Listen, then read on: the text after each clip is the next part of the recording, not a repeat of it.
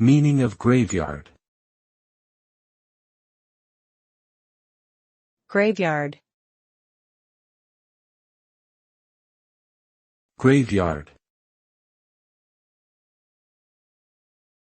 Graveyard.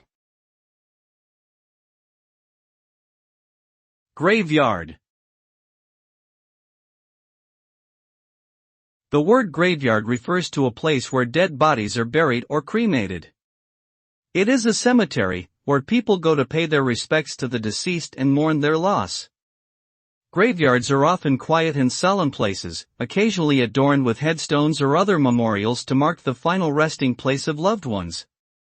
They serve as a reminder of our own mortality and the importance of cherishing the time we have with those around us. Despite their somber associations, graveyards can also be places of beauty and reflection, offering a peaceful setting for contemplation and meditation.